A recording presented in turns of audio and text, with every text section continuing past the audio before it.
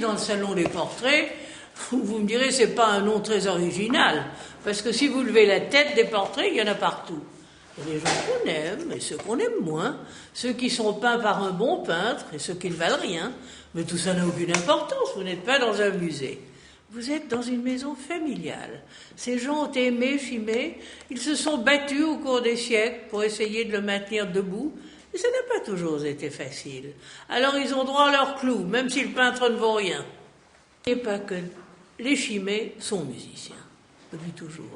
Et surtout depuis que la famille a eu pour grand-mère Marie de Montesquieu, qui était une excellente pianiste et qui donnait des concerts avec Liszt quand il était à Rome. Et alors sa femme, Marie de Montesquieu, était une très très grande pianiste. Et la tradition a continué, ils sont tous musiciens. Alors que fait-on en pareil cas? On se fait construire une salle de spectacle.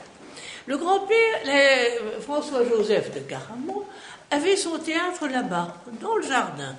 On pouvait y asseoir 400 personnes, et les décors étaient peints par Dagotti, Cicéry et Gineste. Mais leur fils, le géant, qui mesurait 2,2 mètres, et sa femme, la charmante Émilie, qui est là, ont trouvé que vraiment traverser le jardin quand il fait un temps épouvantable et glacial, c'est dangereux pour les instruments, et c'est très ennuyeux pour les humains. Alors on va démolir ce théâtre qui était là, et on va en faire construire un à l'intérieur du château. Et pour ce faire, on va s'adresser à messieurs Lefuel et Cambon, qui étaient les décorateurs à la mode en 1860 et qui avaient fait un théâtre pour Napoléon III au château de Fontainebleau.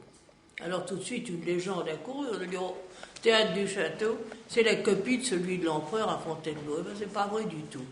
En revanche, il ressemble à un premier théâtre qui avait été fait pour le roi Louis XV. Ce théâtre était tombé en ruine au moment de la Révolution, et quand l'empereur arrive avec son décorateur pour envisager d'en construire un nouveau, ils vont voir les vestiges de cette salle. Et dans les archives, Lefuel va retrouver les dessins, les plans, les décors. Et il va proposer à l'empereur de copier cette salle pour le nouveau théâtre. Et l'empereur dit, il n'en est pas question. Moi, je veux un théâtre qui marque mon règne, je ne vais pas copier celui du roi. Eh bien, tant mieux pour nous, car ce sont tous ces documents qui ont servi ici, et nous avons là le théâtre de Louis XV. Vous avez ici des portraits de toute la famille, il y a également le mien, mais comme je le déteste, je ne tiens pas à vous le faire remarquer. Mais vous pouvez nous le montrer quand même. Si vous assistez. Quand vous étiez prise Pas du tout, mal peinte ou... Non, pas du tout. On a fait un portrait de moi. J'ai l'air d'être un général sur le champ de bataille. Et mon mari trouvait ça très bien, mais moi je le trouve terrible.